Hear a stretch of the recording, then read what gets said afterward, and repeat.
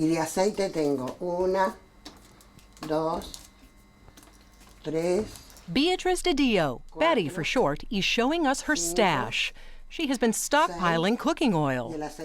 And other items too, sweet peas, soap, boxes of noodles. She's 67, a former secretary, now a widow, living in Buenos Aires on a pension. She's hoarding all this, she tells us, because whatever she buys today will cost a whole lot more tomorrow. If I keep the money, it is going to lose value. And this will last me all year, no problem. Argentina, while enjoying a reputation as grocer to the world, is struggling to keep food affordable for its own people. Prices have shot up 20 to 40% over the past year. Other goods and services are more expensive too. It is all feeding a sense of unease in this country of 40 million people who just 7 years ago saw a massive collapse of their economy. We walk through the market where Betty shops, joined by Buenos Aires-based journalist Brian Burns, who is translating.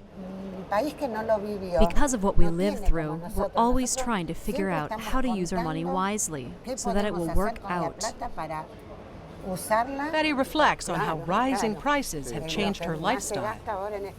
What I spend the most on now is food. I don't even go to the movies anymore. Those things don't matter, but food is a necessity. Of course, the sellers here are no happier. This from a butcher. Electricity has gotten more expensive. Cleaning supplies, it's all more expensive. The woman at the fruit stand complains she's paying top dollar, or peso in this case, to her wholesalers. You keep paying more, 10 pesos, 20 pesos, 30 pesos. You don't want to raise prices, but unfortunately, you have to. Many people in Argentina believe the government is lying about how bad the problem really is.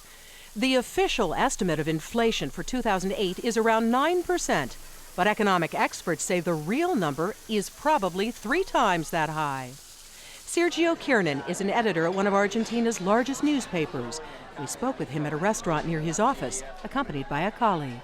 If you live on a salary, or God forbid, on a fixed income, you're in big trouble, because 1 year with a 20% inflation rate can wipe you out. And here in Argentina, the economists are saying that it's actually, inflation exceeds 20%. Yes. That it's more like 30%. It's more like 30%. Argentine President Cristina Kirchner recently attempted to address food inflation. Her efforts failed spectacularly.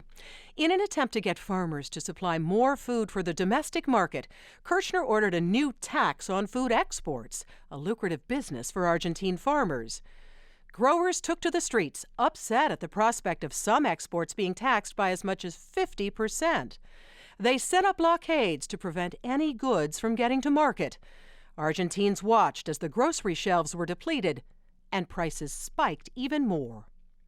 Eventually, the export tax was killed in the Argentine Congress.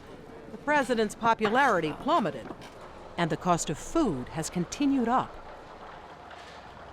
In the meantime, Betty keeps on stockpiling, hedging against an uncertain future.